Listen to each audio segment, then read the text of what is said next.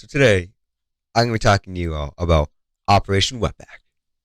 And yes, that is the actual official name of it. The government enacted a program called Operation Wetback. Yes, as in the slur wetback. Before I get to that, though, I'm going to first talk about what led up to it, or just the Bracero program, and then what Operation Wetback even was. So first, the Bracero program. During the 40s, the U.S. was thrust right into the Second World War. We had almost the entire planet fighting each other. And we had a bunch of soldiers in the U.S. leave to go fight. So it led to a lot of vacant spots for jobs. There was a lot of jobs that need filling.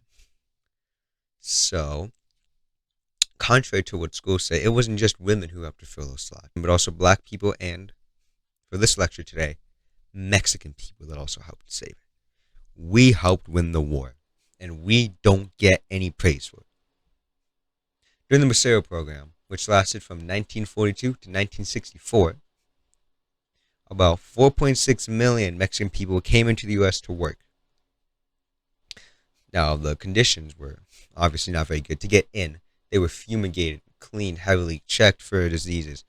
It was described as livestock-esque, the way they were treated, the way they were looked at, prodded at, all of that. Even with all of that, we were still very unsung heroes of World War II. We helped to win that war. We helped to save the world. But we don't get credit for it. Of course we don't. And you know what? And we know what happened at the end. We won. The Allies won the war. And you wonder what happened to the Mexican people that stayed there? That, were there because they were allowed, because the U.S. expressly asked them to come in? They were blamed. They were blamed for taking up jobs, hindering American workers, and they bringing crime, saying all of this, saying the same things that they've been saying. They said in the 30s, saying the same things they're saying now, saying the same things Trump said in 2016, the same things he's saying now. It's the exact same rhetoric. So, what they did is Eisenhower, or technically not Eisenhower, but he's the one who appointed the person that did it, implemented the largest scale deportation project in the history of the United States of America, known as Operation Wetback. Yes, Operation Wetback.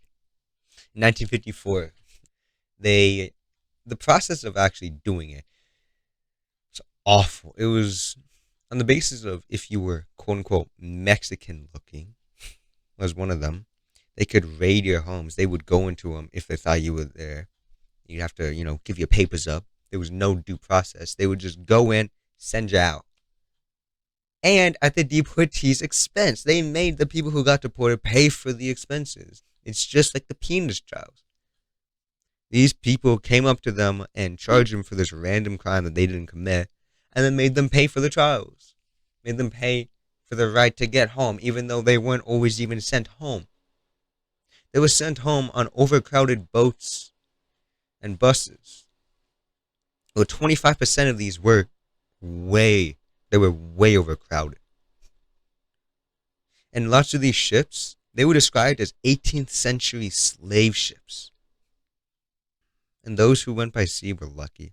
80 Braceros died when they were left to die in the desert. They sent home, I've heard numbers range from about 1.3 million.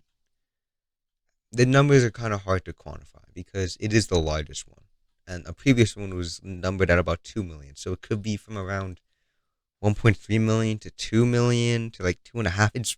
The numbers are kind of up for contestment. Just know it was in the millions that they deported. They used the same exact dog whistles to allow it that they're using now, that they're using today, that they're literally using in the news right now, saying that they're taking Americans' jobs, and we've just served to help. We've helped to make the economy stronger. And we're blamed for the crime when we're not the ones committing it. You can look at the statistics. We are not doing it. And then when they asked us to come in, we did and we helped. And then they got mad at us and sent us back. Sent us back in the most inhumane and evil ways possible. Just imagine that. Imagine people who look like me. People who look like your friends and your family being sent away because they looked brown, because they looked of Mexican descent.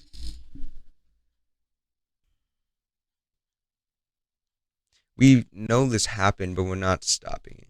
Donald Trump literally said he admires Eisenhower's process. He admired Operation Wetback. So they're trying to bring it back. And who knows what they're going to do? They might try and get rid of people who are citizens as well. They've done it before. He's trying to get rid of the process where if you were born in America, you are now an American citizen. He's trying to get rid of that. If you don't stop him, Operation Wetback is just going to be the first of it. Operation Wetback is just going to be, that's just going to be the appetizer. That's just going to be the wind up to something even worse. Like a statistical almost certainty is that someone was here, born in America, on American soil, and somewhere in one of the southern states that America took. Then they were deported during the 30s. Then during the Bracero program, they were let back in. They were asked to come back in, and then they were deported again. It's almost a statistical certainty that someone was born in America, deported to Mexico because they looked Mexican, asked to come back into America, and then deported again because they looked Mexican. So who is it going to be next? Is it going to be one of my family members? One of my family members going to get deported? Is it my girlfriend? Is it my friends? Is it your friends? We don't know. And we can't really make sure it doesn't happen unless we know this happened so that we can stop it from happening. Because you can't change the past. You can make the future. But you can't make a new future without knowing what past to not repeat.